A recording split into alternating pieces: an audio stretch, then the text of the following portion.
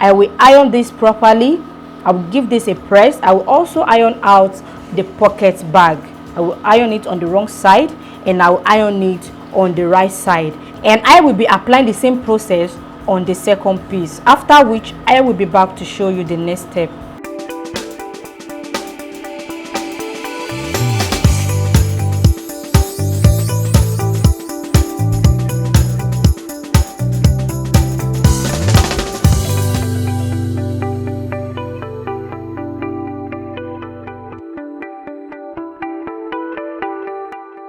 So guys, now I have this done. I've given my pocket a very good press, and this is what I have after giving it a press.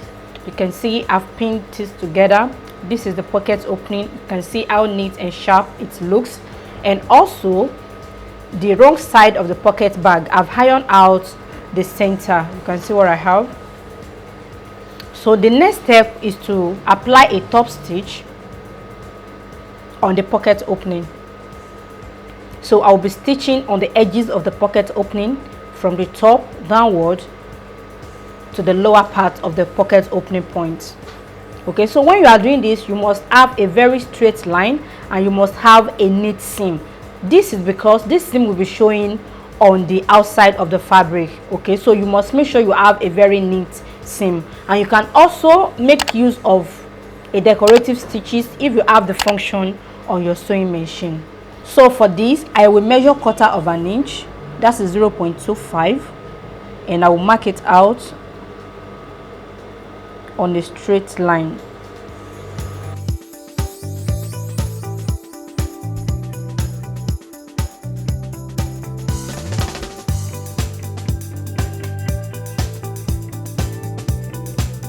So now that I've marked out my seam line, then I will separate the pocket opening from the pocket bag.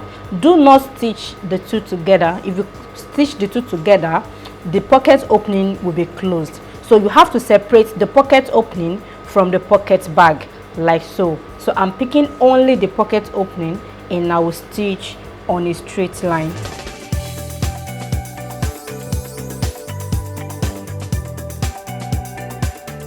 Then I will be applying the same process on the second piece. So guys, now I have this done, and this is what I have after top stitching on the pocket opening. This is what I have for the right side, and this is what I have on the wrong side. Okay, so the next step is to finish the lower part of the pocket bag. You can see this is opened, so I have to close it up. So in doing this, I will separate the front panel from the pocket bag like so. That was why I ironed out the center line. So now that I have my center line ironed, now I know the positioning of my pocket bag. So I'll have to reshape my pocket bag at the lower part like so. So I'll be picking this from the pocket opening point to the edge of the pocket bag. So I will be giving it a curvy shape like so.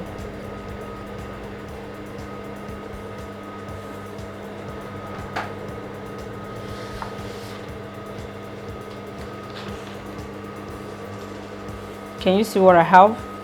So I will shape this like so.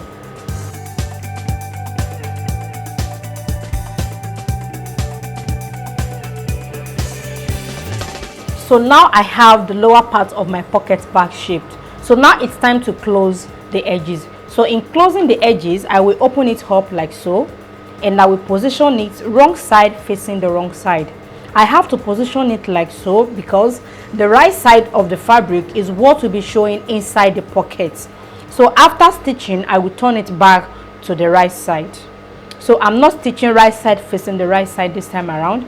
I will be stitching wrong side facing the wrong side, and because of the center line that I've ironed out, I will be able to align my pocket properly.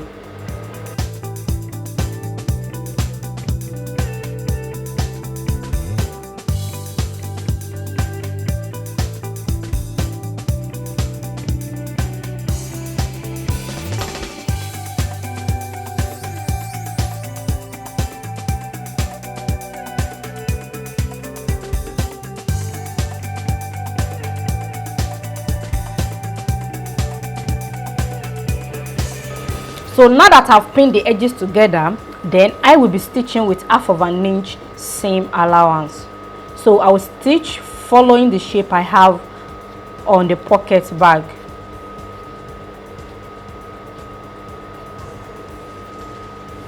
Can you see that? So I'll pick it from here.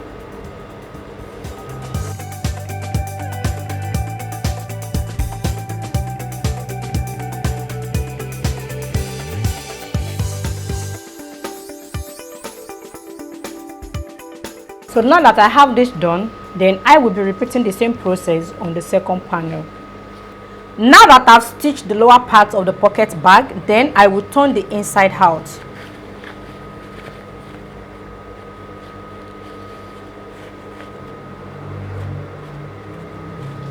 Then I will push out the edges properly, like so. So now I will be top stitching on the wrong side.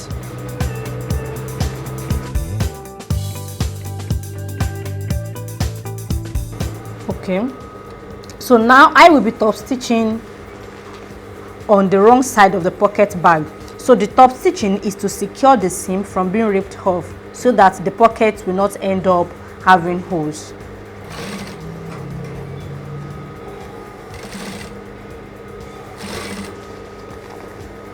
So, and because of the shape of the pocket bag at the lower part, so when you get to the corner of the pocket bag, if your machine cannot move forward, you can stop at any point that you find convenient for yourself.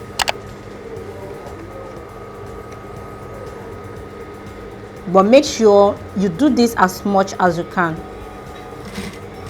Make sure you go far as much as you can.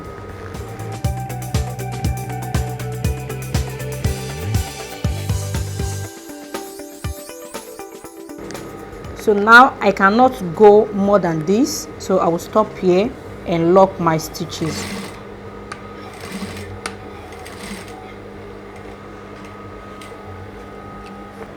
So after top stitching on the pocket bag, this is what I have. So with this, the pocket will not open at the lower part. You can see what I have. So this will secure the seam properly. So, and you can see the inside of my pockets. What I have on the right side of my trousers is what is showing inside the pocket. So that is why you have to fold wrong side facing the wrong side when you are finishing the lower part. So now I have this aligned properly on the wrong side of the trousers, and on the right side, this is what I have. Can you see this? So the next step is to attach the facing. So this is a pocket facing we cut out earlier. So I will place this like so. The purpose of the pocket facing is to add strength to the fabric we have on the outside here. Don't forget, this is part of the pocket bag. This is what replaced what we folded in on the pocket opening. So in order to support the fabric we have here, so that after putting on the trousers, this part will not be squeezing. So that is why I have this fused and placed on it. That is number one reason. Another reason is if you are using separate fabric as your pocket bag. So when you are cutting this, it has to be the same fabric with this, just as I explained earlier. So by the time you place this on your pocket bag, what will be showing outside is the real fabric and not the fabric you used for your pocket bag. These are the two major reasons why you have to attach facing on your pocket bag. So I will open this up like so, and I'll place it inside, edge to edge.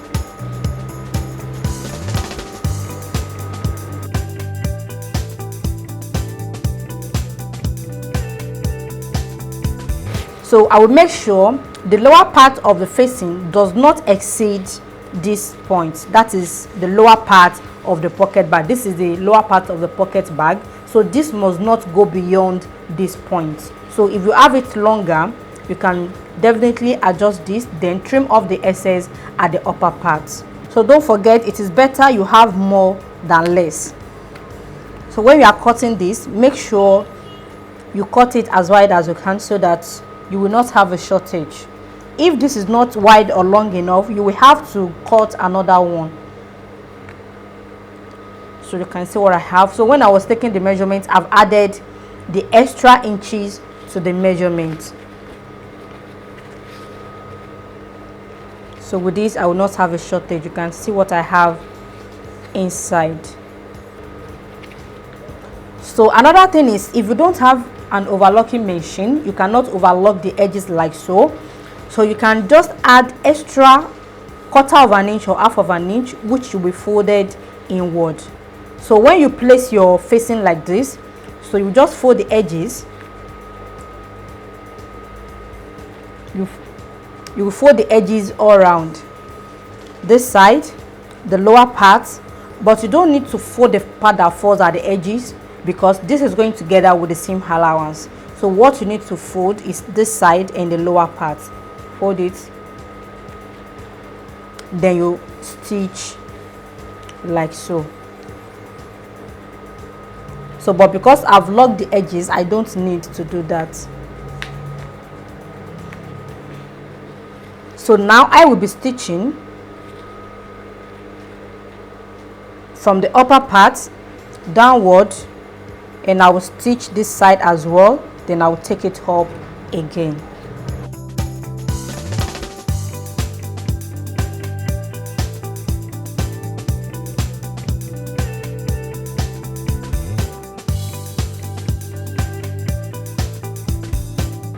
Now that I have the facing attached to the pocket bag, you can see this is what I have. This is the inside of the pocket. So if you're having separate fabric, you can see nobody will see it. So this is what will be showing on the outside. Can you see what I have? Then I place my pocket bag properly on the wrong side. You can see what I have. So you make sure you do this. Make sure your pocket bag is properly placed inside the trousers before doing this step. Okay, so the next step is to hold this and this together. This is the front panel, this is the pocket opening, this is the pocket bag. You can see they are not together. So in order to hold this together, so I will be locking this lower part and I'll also lock the upper part. So I will run a stitch 2 or 3 times here and also at the upper parts on the waistline.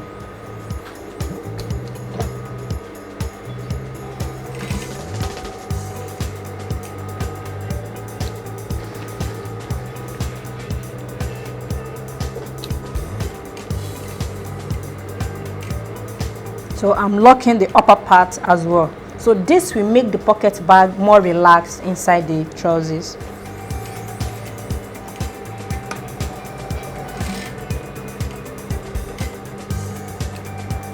So guys, now I have the upper part and the lower part of the pocket opening stitched.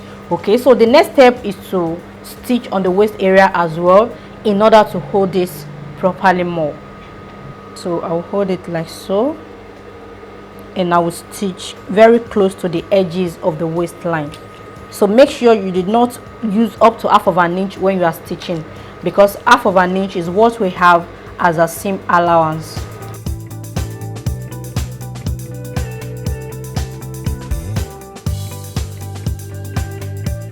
So now I have this done. So if you don't mind, you can as well rip off the seam when you are ready to attach the band. So this is just to hold the pocket bag in place. So guys, now a slant side pocket is ready. So the last step is to trim off the excess I have at the upper parts. So I'll be trimming off the excess.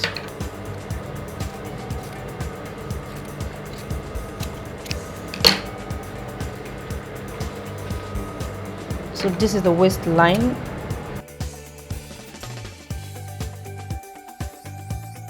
Can you see what I have?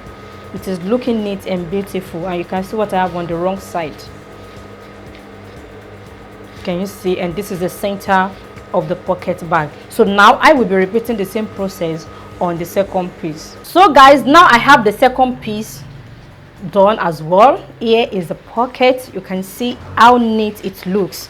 So this is the inside. This is the lower part, and this is the pocket opening. You can see the side as well. You can see the waistline. Okay, so guys, thanks so much for watching this video, and I'll see you in my next video. But till then, always do remember, there is no elevator to success. You have to take the stairs.